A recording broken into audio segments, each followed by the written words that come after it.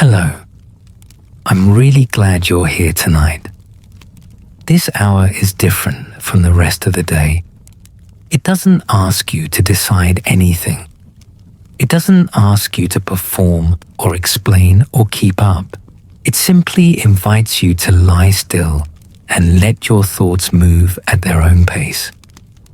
As the years pass, nighttime becomes a kind of companion, a place where the mind is free to wander without interruption, where memories return, not urgently, but patiently, where understanding settles in quietly, without needing words. Later in life, the mind doesn't race the way it once did. It reflects, it revisits, it connects dots that once seemed unrelated. And it does this most honestly when the lights are off and the world has gone silent. This space is for those thoughts, the ones that don't surface during the day, the ones that arrive only when you're alone with yourself, resting, remembering, and gently making sense of a long, lived-in life. So take a slow breath. Let your body soften into the bed and allow this night to meet you where you are. And now, before we begin, if this kind of honest, gentle reflection speaks to you, take a moment to like this video and subscribe to the channel. And down in the comments, tell me where you're listening from and what time it is where you are right now. There's something comforting about knowing we're all here together, scattered across time zones, but united in these late hours when the world finally grows still. So settle in, adjust your pillows, find a comfortable position, and know that for the next hour, you're not alone in whatever wisdom you're carrying, whatever understanding you've earned, whatever truths rise to the surface when the lights go out. Let's begin. Tonight, we're going to explore something that exists at the intersection of a memory and metal, of tradition and transformation, of hands that have worked for centuries to shape silver into meaning.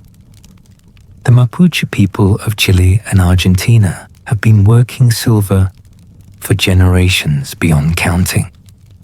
Their hands have transformed raw metal into objects of beauty and significance, objects that tell stories, objects that carry weight beyond their physical presence, objects that connect past to present to future. And as you lie here tonight, you might wonder what this has to do with you, with your life, with the memories that surface in the darkness, everything.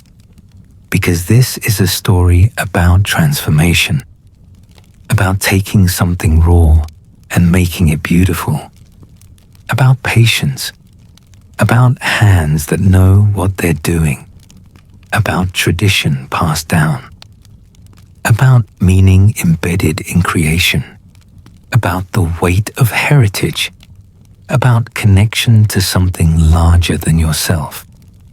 These are things you understand, things you've lived, things that surface when the world grows quiet and you're left alone with the truth of your own experience. So breathe slowly. Let your body settle into the mattress and allow yourself to remember what your hands have known, what you've created, what you've transformed, what you've carried forward from those who came before you.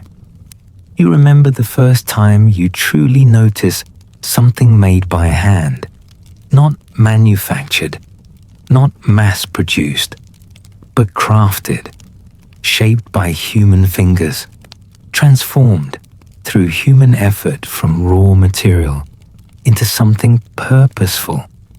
Maybe it was something your grandmother wore, a piece of jewelry that caught the light, that felt heavy when you held it, that carried stories in its weight. You were young then, young enough that the world still felt full of mysteries, young enough to ask questions about where things came from, how they were made, who made them, why they mattered. And someone told you. Someone explained. Someone let you hold that precious object in your small hands and feel its weight, its coolness, its smooth surface interrupted by deliberate patterns, deliberate design. You remember how it felt? The surprise of weight, the coolness of metal against your warm skin, the way light moved across its surface, the way it seemed to hold time itself in its form. This was your first understanding that objects could carry meaning beyond their function, that something could be beautiful and purposeful simultaneously, that human hands could transform raw material into heritage. The Mapuche silversmiths understood this. They took silver, cold and formless, and through fire and hammer and patient, deliberate work, they created objects that would be worn, treasured, passed down through generations. Objects that would outlast their creators. Objects that would carry stories forward in time. You think about hands now, your own hands, lying still under the covers, hands that have done so much over the course of your life, hands that have created and destroyed, built and dismantled, held and released. Your hands know about transformation. They've taken raw materials and made them into something else.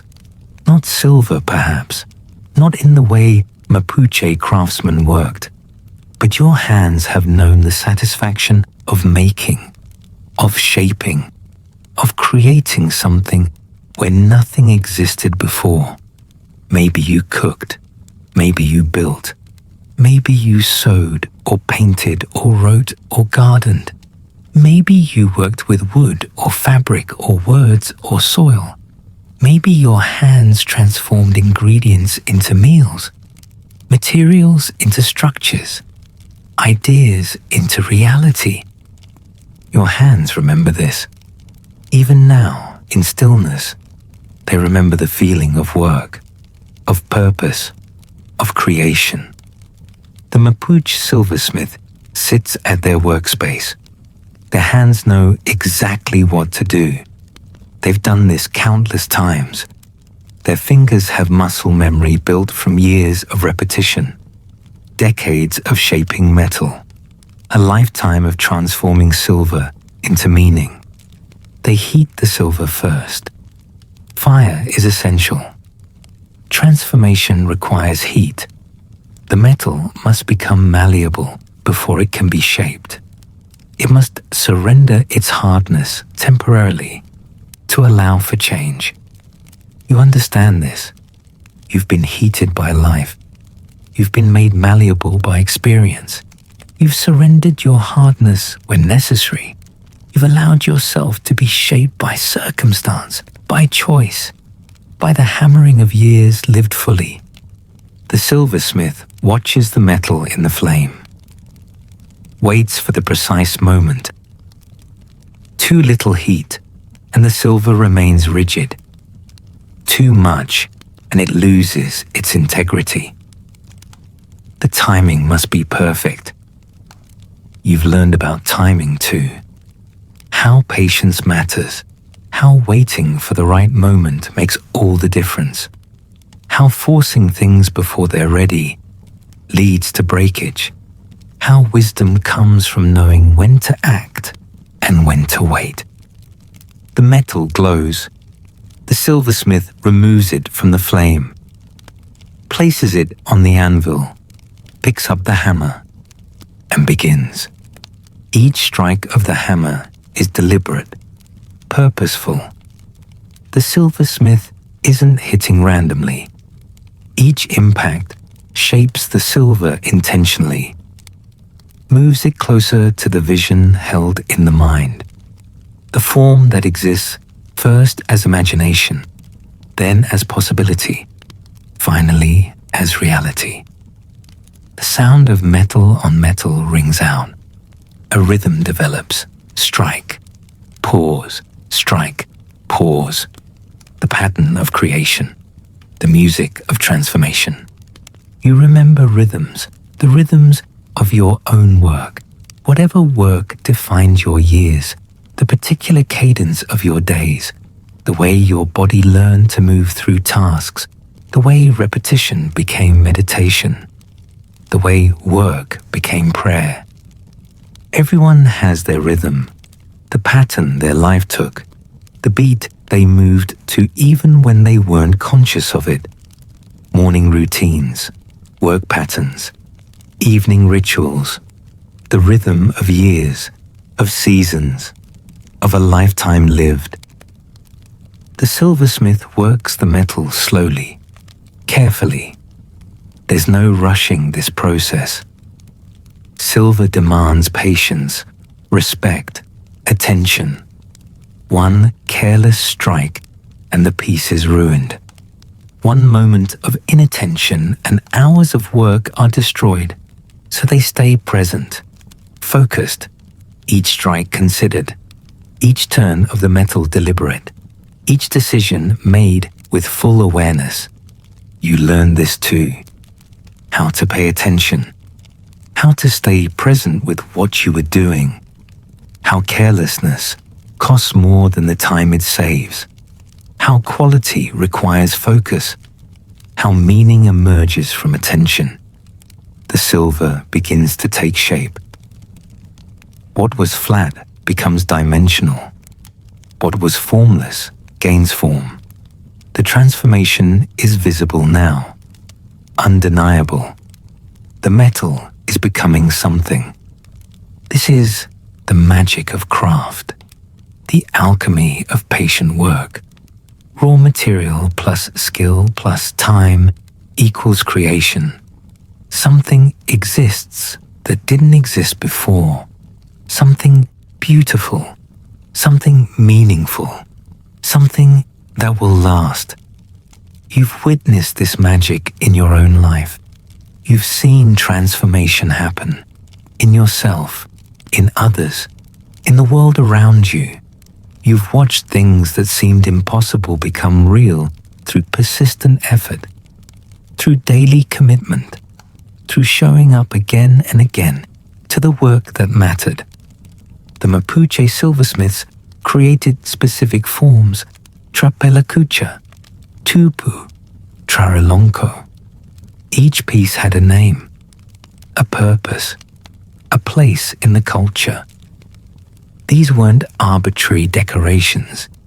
They were meaningful objects, worn in specific ways, signifying specific things, connecting the wearer to tradition, to community, to heritage. A trapelacucha is a breastplate, heavy, ornate, covered in symbols and patterns. It rests against the chest. The weight of it grounds the wearer, reminds them of who they are, where they come from, what they carry forward. You've worn weight too, not physical breastplates, but the weight of responsibility, of identity, of heritage. You've carried forward what was given to you. You've honored what came before you even as you made it your own. The weight of tradition can feel heavy sometimes. The expectations, the patterns, the ways things have always been done. You've felt this weight. You've carried it, sometimes gratefully, sometimes reluctantly, sometimes both at once. But weight can also anchor. It can ground. It can remind you that you're part of something larger than yourself, that your life connects to lives that came before and lives that will come after, that you're a link in a chain that extends in both directions through time. The silversmith adds patterns now. They take smaller tools, punches, chisels. They work the surface of the silver, creating texture, creating design, creating the language of symbols that speak to those who know how to read them. Each symbol means something, represents something. The patterns aren't decorative, they're communicative. They tell stories, they convey meaning, they connect the object to cosmology, to nature, to the Mapuche understanding of the world. You've created your own patterns too. The particular way you've lived your life, the choices you've made repeatedly, the values you've returned to again and again, the way you've arranged your days, your priorities, your commitments. These patterns tell a story about you, about what mattered to you, about what you valued enough to repeat, about what you believed was worth the time and effort you invested. Looking back now, you can see the patterns clearly, the themes that ran through your life, the consistent choices, the way certain priorities showed up again and again, regardless of circumstances. These patterns define you more truly than any single decision ever could. The patterns on Mapuche silver often include representations of nature, the sun, stars, plants, animals. The natural world appears in metal. The organic becomes geometric. The living becomes permanent. This transformation fascinates. Nature is temporary. Flowers bloom and fade. Seasons change. Animals are born and die. Everything in nature moves through cycles of growth and decay. But captured in silver, these forms become permanent. The flower that would wilt is preserved. The star that would set is held in place. The animal that would age is frozen in its prime. Silver allows the temporary to become eternal, the moment to become timeless, the living to become lasting. You think about what you've tried to preserve, what you've wanted to make permanent. Memories, relationships, moments of beauty or significance. You've taken photographs, written letters, told stories, created traditions, all attempts to capture the temporary, to hold on to what would otherwise slip away. And some of it worked. Some things were preserved. Some memories were captured. Some moments were held. But not everything. Never everything. Some things slipped through your fingers despite your best efforts. Some people, sometimes, some versions of yourself. This is the grief that comes with aging, the accumulation of loss, the awareness of everything that couldn't be preserved, everything that ended despite your desire for it to continue, everyone who left despite your wish for them to stay. The silversmith knows about permanence and impermanence. They create objects meant to last for generations, meant to be passed down, meant to outlive their creator. They work in metal specifically because it endures. But they also know their own hands are temporary. Their skill will one day be gone. Their life will end. They create permanence while being themselves impermanent. They make lasting things while knowing they themselves will not last. This is the human condition. Temporary beings creating meaning. Mortal creatures making permanent things. Lives that end producing legacies that continue. You've made things that will outlast you. Not silver jewelry, perhaps, but contributions, impacts, influences. You've shaped people who will continue after you're gone. You've created things that will endure. You've participated in something larger than your own finite existence. This matters. This is how temporary lives gain eternal significance. Through what they create, through what they pass forward, through the ways they shape the world and the people in it. The silver piece is taking final form now. The silversmith examines it closely, checking proportions, assessing balance, looking for flaws, anything that needs correction while correction is still possible. They see a spot that needs more work. They heat the metal again, hammer again, adjust, refine, improve. Creation is iterative.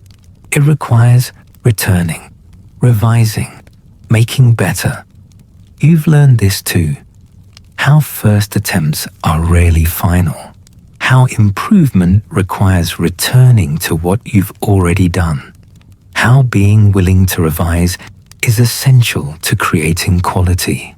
How perfectionism paralyzes, but pursuit of excellence enlivens. You've gone back. You've revised. You've made corrections. In your work, in your relationships, in yourself. You've recognized mistakes and attempted to fix them. You've seen flaws and tried to improve. You've been willing to return to what you thought was finished and make it better. This willingness to revise, to improve, to admit that something needs more work. This is maturity. This is wisdom. This is the opposite of ego-driven defensiveness.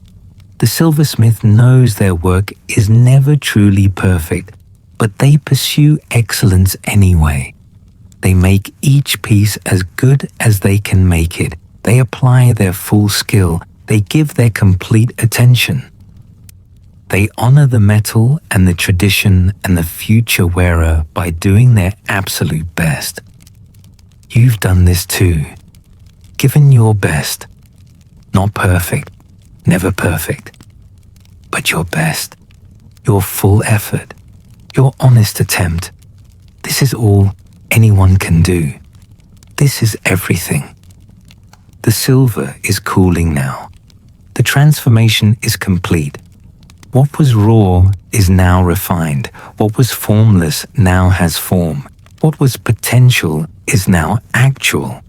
The piece exists. It is real. It is finished.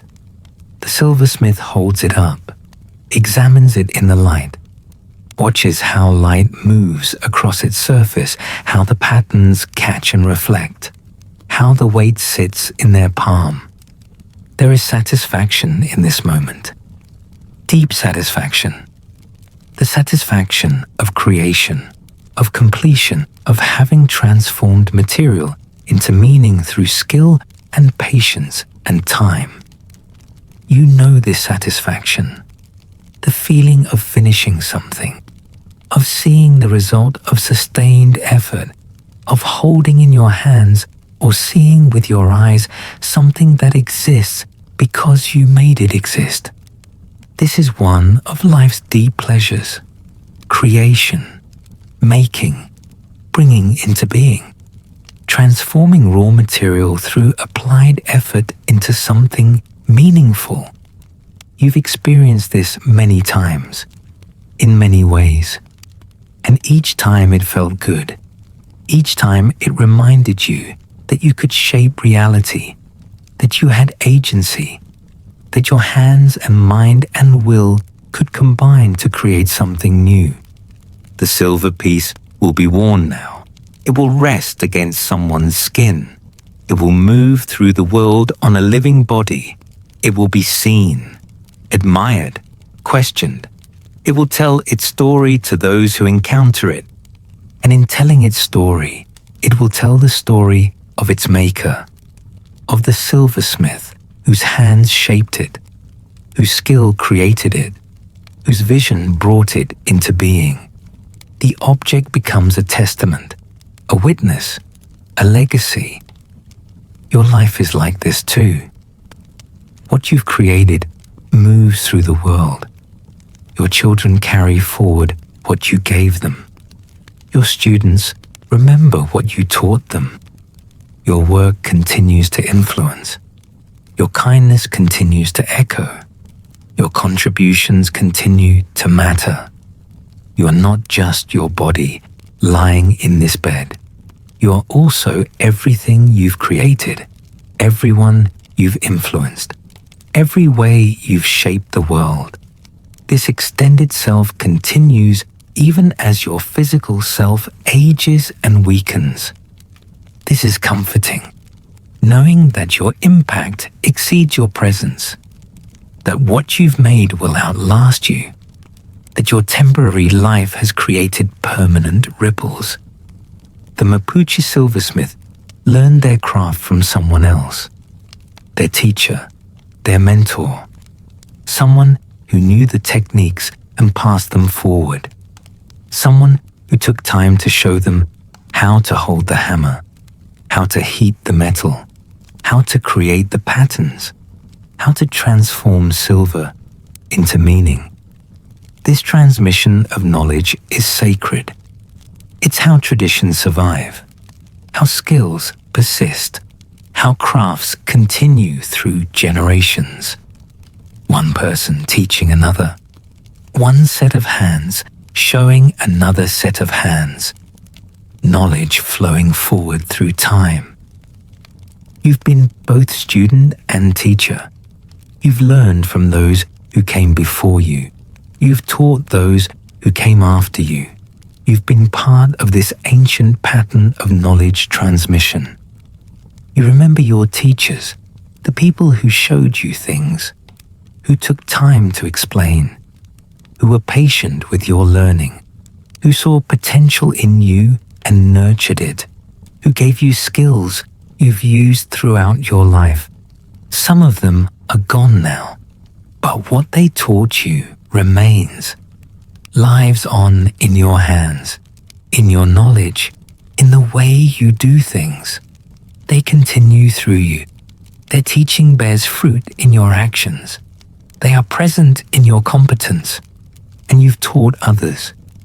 You've passed forward what you learned.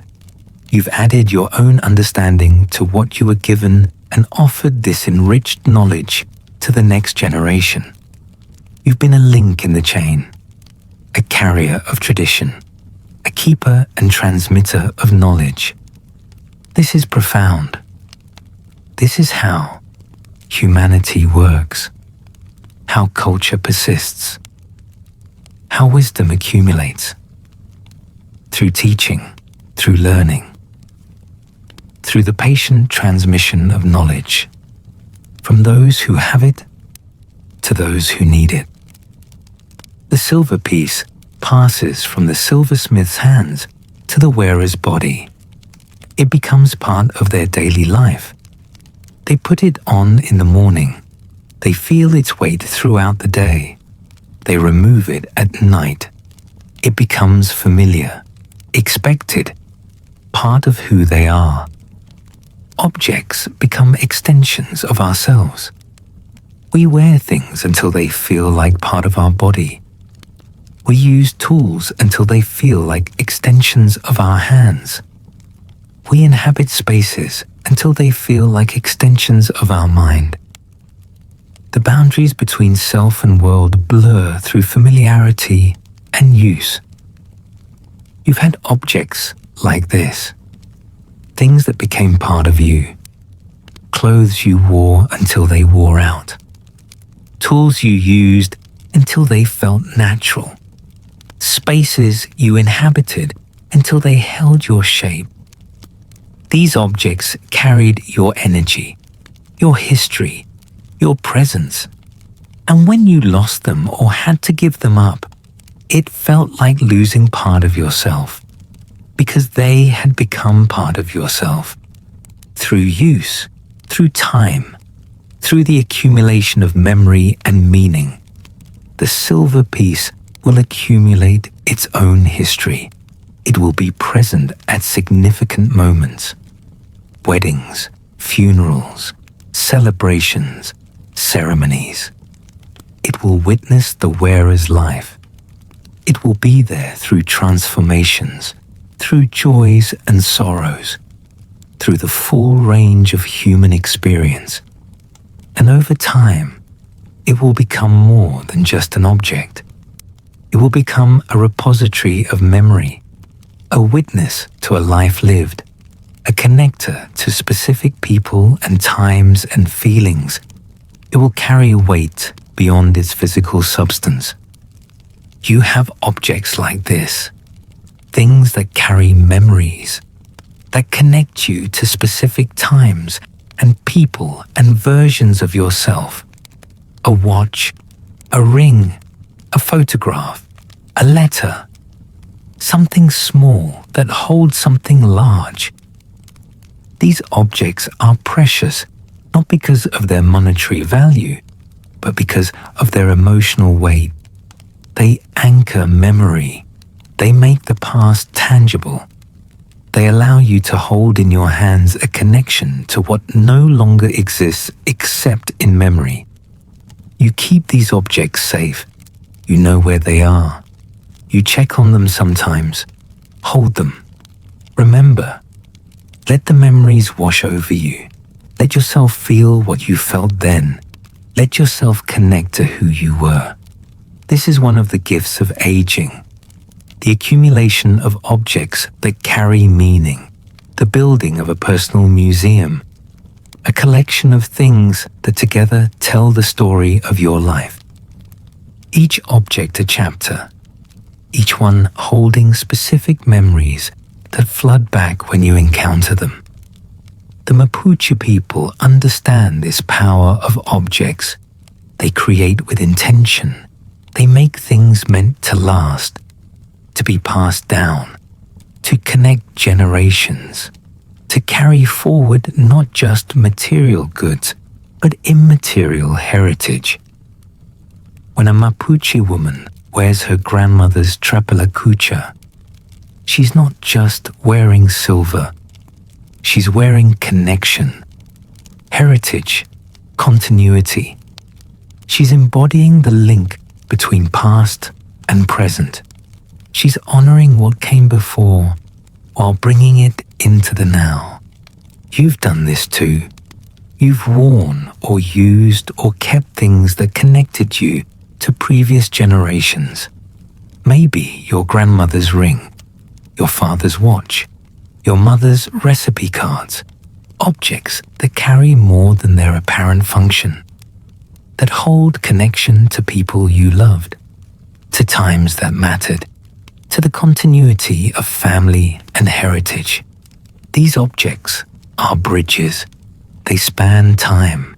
They connect you to people you can't touch anymore, to versions of the world that no longer exist.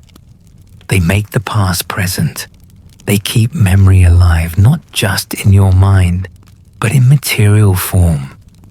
And when you pass these objects forward, when you give them to the next generation, you're doing what the Mapuche silversmiths intended. You're allowing the object to carry meaning across time, to connect generations, to make tangible the intangible bonds of family and love and heritage. The silver piece ages with its wearer. This is something the silversmith knows will happen, knows must happen. Silver is meant to be worn, touched, lived with. It's meant to acquire patina, to show the marks of time and use. Some people try to keep silver pristine. They polish it constantly. They remove every trace of tarnish. They fight against the natural aging process. They want it to look new forever. But the Mapuche understand that silver's beauty deepens with age, that the dark areas in the recesses of patterns make the raised areas shine brighter. That contrast creates depth, that aging creates character. The time adds value rather than diminishing it. You understand this too. You've aged. Your body shows the marks of time. Your face carries the evidence of years lived. Your hands show the work they've done. Your body tells the story of your life whether you wanted to or not. And for a long time, maybe you fought this. Maybe you tried to look younger, to hide the evidence of aging, to preserve some version of yourself that no longer existed, to deny time its natural effects. But perhaps you've come to understand what the Mapuche silversmiths know, that aging adds beauty, that the marks of time tell a story worth telling, that trying to remain unchanged is futile and denies the richness that accumulation brings. Your wrinkles are like the patina on silver. Each line represents something: laughter, worry, concentration, sorrow, joy, the full range of human emotion written on your face. This is beautiful. This is honest. This is the truth of a life fully lived. The silversmith creates depth in their work by creating texture, high points and low points, smooth surfaces and rough ones, light and shadow. The interplay creates interest, creates beauty, creates something worth looking at closely. Your life has texture too. It hasn't been smooth. It's had high points and low points, moments of brilliance and periods of shadow, times of smoothness and times of friction. This variation creates depth, creates a life worth examining, creates a story worth telling. If your life had been entirely smooth, entirely easy, entirely without challenge or change, it would be like a flat piece of silver, reflective perhaps, but without dimension, without interest, without the depth that comes from varied experience. The challenges created texture in your life. The difficulties created dimension. The sorrows created shadow that makes the joys shine brighter. The whole complex pattern of your life has beauty precisely because it includes everything, not despite the hard parts, but because of them. The symbols on Mapuche silver connect to cosmology, to the Mapuche understanding of the universe, to their relationship with nature and the spiritual world. The patterns aren't random decoration. They're meaningful communication. They're visual philosophy. They're metaphysics made visible. The kultron, the ceremonial drum, appears in silver designs. Its division into 4 sections represents the 4 cardinal directions, the organization of space, the structure of the world. Wearing this symbol connects the wearer to this understanding, reminds them of their place in the organized cosmos. You've had your own organizing principles, your own understanding of how the world works, your own philosophy that structured your life, maybe religious, maybe secular, maybe some combination, but something that helped you make sense of existence, something that gave pattern to chaos, something that provided framework for meaning. These organizing principles shaped your choices, guided your actions, helped you interpret experience. They were your cosmology, even if you never called it that. Your understanding of how things work and what matters and where you fit in the larger pattern. Some of these principles you inherited. Your parents gave you ways of understanding the world. Your culture provided frameworks for meaning. Your education offered conceptual tools for organizing knowledge.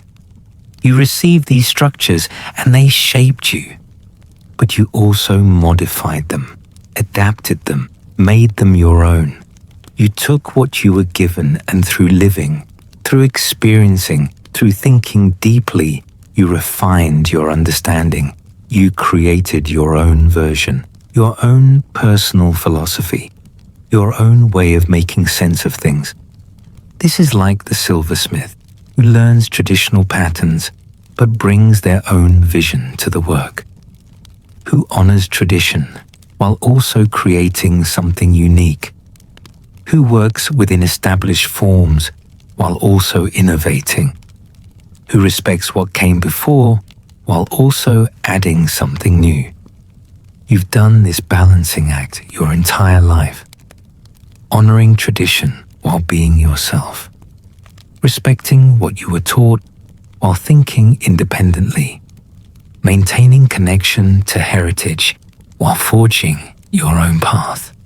This tension between continuity and change defines human experience.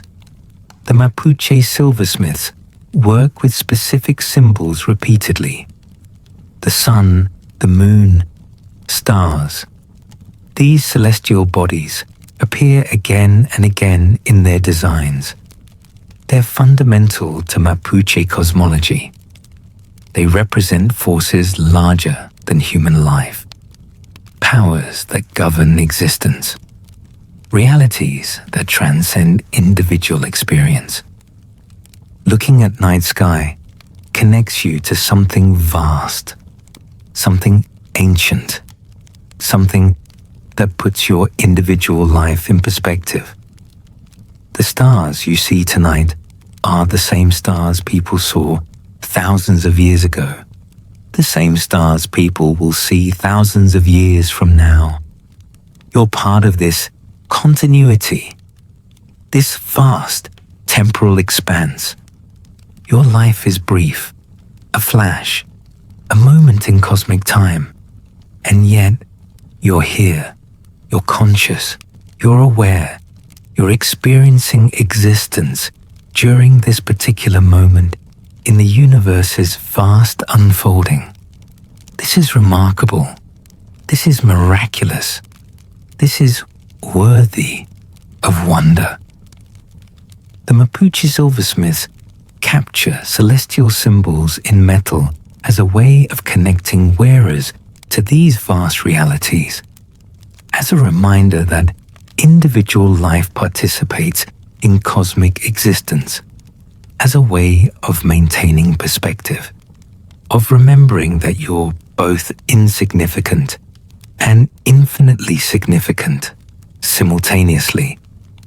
You're lying here in the darkness now, under your covers, in your bed, in this room, in this house, in this town, in this country, on this planet, in this solar system, in this galaxy, in this universe.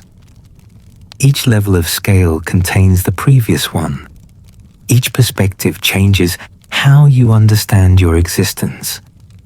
From one perspective, you're everything. You're the center of your own experience. Your consciousness is the only one you have direct access to. Your life is the whole universe as far as your subjective experience is concerned. From another perspective, you're nothing, a brief arrangement of atoms that will soon dissipate, a temporary pattern in the endless flow of matter and energy, a tiny consciousness in a vast cosmos that will continue long after you're gone. Both perspectives are true. Holding both simultaneously creates wisdom.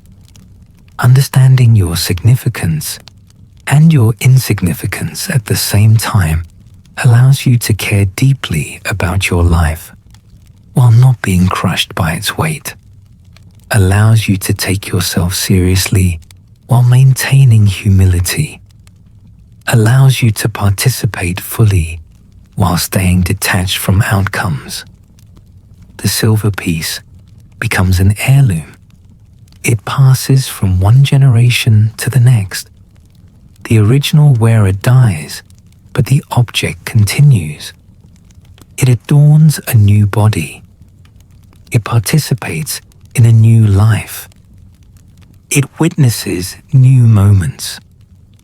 But it carries the memory of previous wearers, previous lives, previous moments. Objects connect generations in ways that transcend physical presence. When you wear something that belonged to someone you loved who has died, you feel their presence. The object becomes a medium, a connector, a bridge between the living and the dead.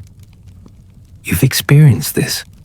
You've held objects that belong to people you've lost. You've felt the weight of their absence made somehow more bearable by the tangibility of the object. The thing they touched, the thing they wore, the thing they loved. It makes them feel closer, more present, less completely gone. This is the power of material heritage. It grounds memory in physical form. It gives grief something to hold on to. It allows love to persist beyond death through continued relationship with objects the beloved person valued. The Mapuche understand this deeply. They create objects meant to be inherited, meant to be passed down, meant to connect generations. The silver piece your grandmother wore that you now wear connects you to her, allows her to participate in your life even though she's gone, keeps her present through the medium of carefully crafted metal. You think about what you'll pass down, what objects of yours will continue after you're gone. What will your children keep, your grandchildren? What will carry your memory forward? What will speak of you to people who never met you? Maybe you've thought about this consciously. Maybe you've designated certain things for certain people. Maybe you've made arrangements. Maybe you've had conversations about who gets what.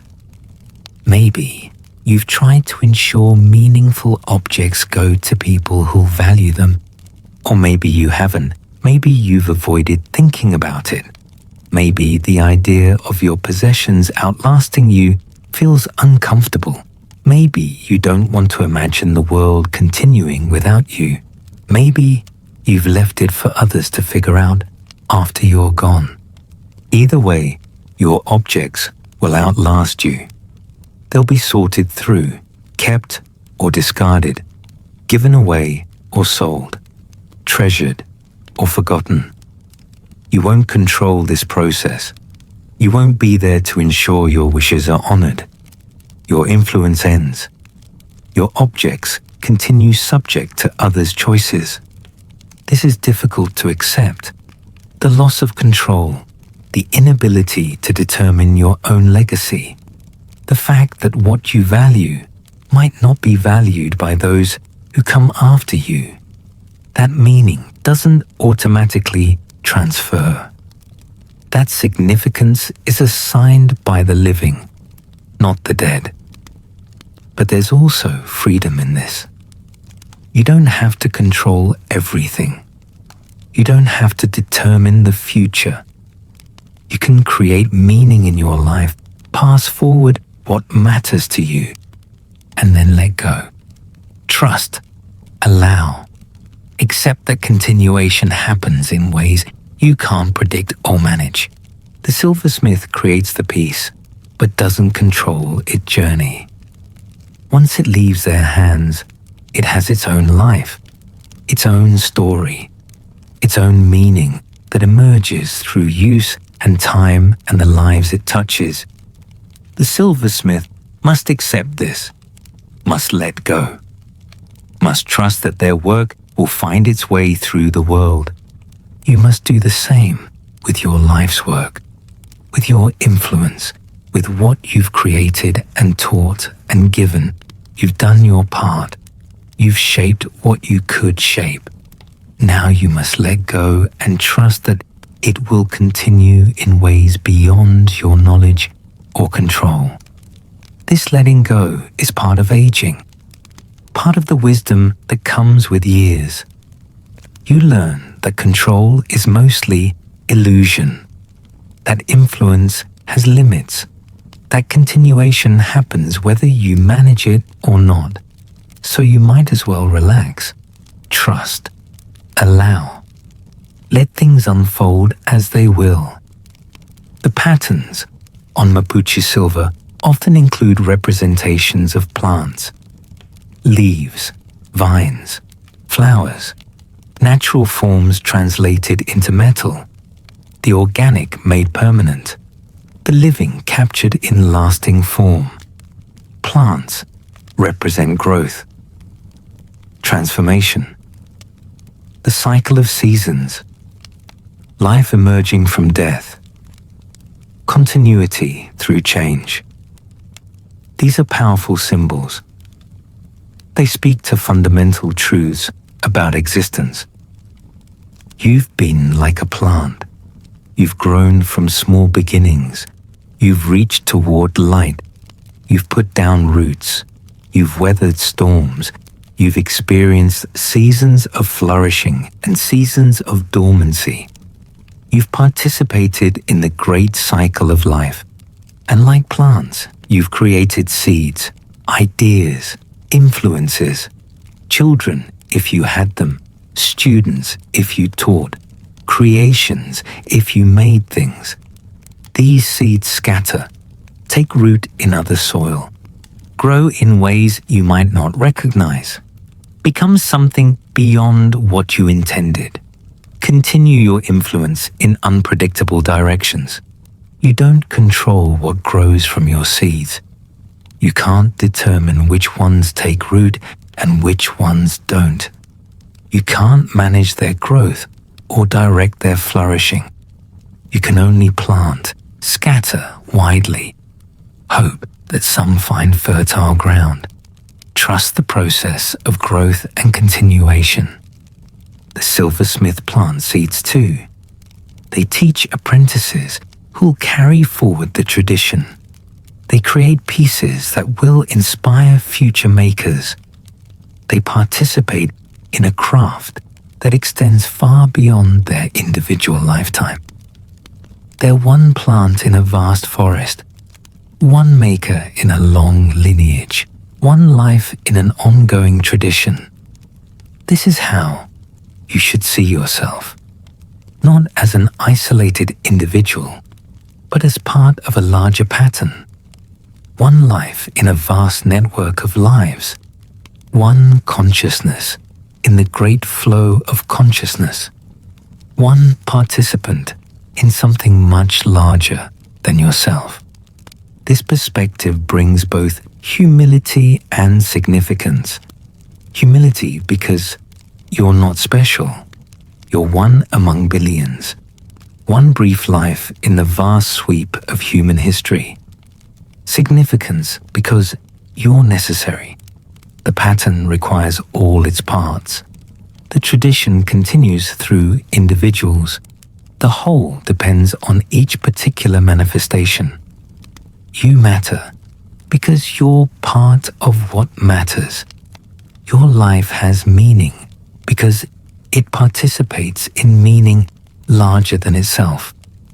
Your actions ripple outward in ways you can't fully comprehend. Your existence makes a difference, whether you feel it or not. The silver piece requires maintenance. It must be cleaned, cared for, treated with respect. Left alone, it will tarnish completely, lose its shine, become unrecognizable. Care preserves it. Attention maintains it. Regular cleaning keeps it beautiful. You've maintained things too. Relationships, skills, possessions, your own body. Maintenance is one of life's great themes. The ongoing work of preventing deterioration, of keeping things functional, of preserving what matters against the natural tendency toward entropy. Nothing maintains itself. Everything requires attention, energy, effort, Houses need repair. Relationships need nurturing. Bodies need care. Skills need practice. Knowledge needs refreshing. Everything valuable requires ongoing investment to prevent decay. You've learned this through years of maintaining. You know the work it takes, the consistency required, the attention demanded. You can't maintain something once and have it stay maintained.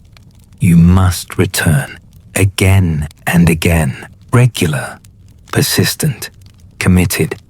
This can feel exhausting. The endlessness of maintenance, the fact that you're never done, that completion is temporary, that deterioration is constant, that effort must be ongoing. It's Sisyphean sometimes. Rolling the boulder up the hill, knowing it will roll down again, cleaning what will get dirty, fixing what will break, tending what will wither. But maintenance is also love. It's how you show that something matters, how you demonstrate commitment, how you preserve what's valuable, how you honor what deserves honoring. Maintenance is an act of devotion, of care, of recognition that what's worth having is worth keeping. The silversmith maintains their tools, keeps them sharp, keeps them clean, keeps them organized. They know their craft depends on tool maintenance. That neglected tools produce inferior work. That care for tools is care for craft itself. You've maintained your tools too. Whatever tools your life required, you kept them functional. You respected them. You recognized that tools well maintained serve you better. That attention to tools is attention to work. That how you treat your equipment reflects how you treat your craft. And now, in these later years, the primary tool requiring maintenance is your body. Your aging body that needs more attention than it once did. More care, more consideration, more gentle treatment, more rest, more patience. This can be frustrating. Your body used to maintain itself more easily, used to recover faster, used to require less conscious attention. Now it demands care, insists on consideration, refuses to be ignored, punishes neglect more severely and immediately. But this too is an opportunity for love, for devotion, for recognizing that this body has carried you through your entire life, has allowed you to experience everything you've experienced, has been your vehicle for existence. It deserves care. It deserves gentleness. It deserves your attention and gratitude. The silver piece tells a story to those who know how to read it. The patterns reveal the maker's skill. The symbols indicate cultural knowledge. The wear shows the life it's lived. The object is a text written in metal, a narrative told through form and symbol and patina. Your body tells a story too. Your face reveals where you've been. Your hands show what you've done. Your posture indicates how you've lived. Your body is a text written in flesh, a narrative told through scars and wrinkles and the particular way you move through space. You can read other people's bodies if you pay attention. You can see their lives written on their forms. The person who worked with their hands has hands shaped by that work. The person who worried has a particular tension in their shoulders. The person who laughed freely has certain lines around their eyes. Bodies don't lie. They tell the truth about how life has been lived. And your body tells your truth. Honestly, completely. without filter. It shows the work you've done, the stress you've carried, the joy you've experienced, the ways you've moved through your years. It's an honest witness to your life. Sometimes you wish your body told a different story, showed different choices, reflected different experiences. Sometimes you look at your aging body and feel regret. Wish you'd taken better care. Wish you'd made different choices. Wish the evidence of your life was different than it is. But your body is your body. Your story is your story. And perhaps the task now isn't to wish it were different, but to accept it as it is. To read your own body with compassion. To recognize the story it tells as the only story you could have lived, because it's the story you did live. The Mapuche silversmith accepts the silver as it is, works with its properties, doesn't wish it were gold or copper or some other metal, honors what silver can do, creates within silver's possibilities, makes beauty from what is, rather than lamenting what isn't.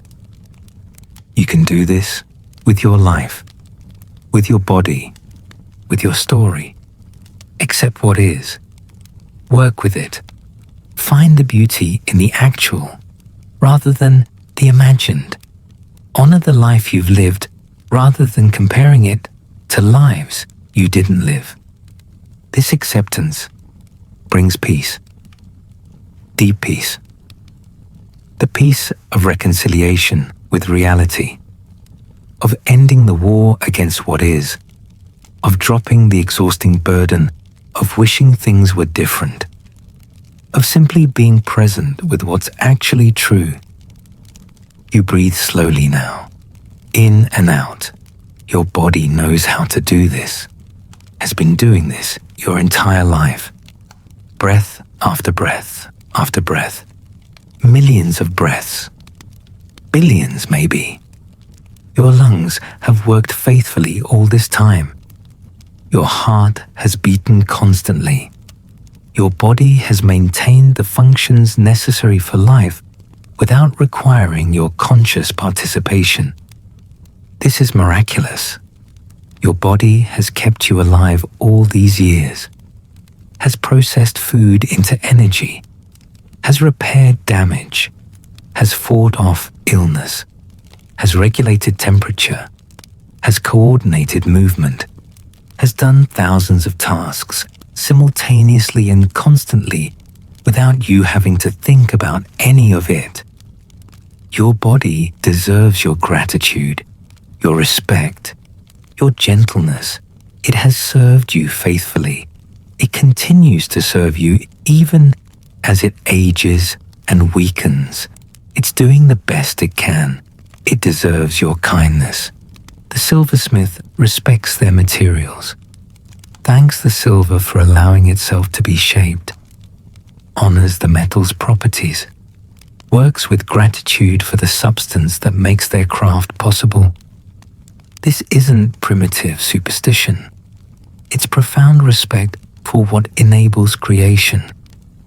You can respect your body the same way. Thank it for carrying you through life. Honor its faithful service. Work with gratitude for the physical form that has enabled your existence.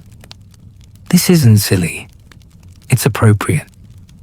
It's recognition of gift. Your body is a gift. Your life is a gift. Your consciousness is a gift. None of it was earned. All of it was given. You didn't create yourself. You received yourself. And now, in these later years, you can receive your body with gratitude rather than judgment, with appreciation rather than criticism, with love rather than shame. The silver piece eventually reaches the end of its useful life. Maybe it breaks. Maybe it's lost. Maybe it so worn it can no longer be worn. Eventually, even well-maintained silver reaches an end. When this happens, sometimes the silver is melted down, returned to raw form, made available for new creation.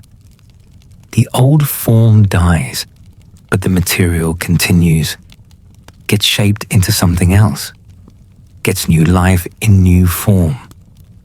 This is the cycle. Form and dissolution, creation and destruction, making and unmaking.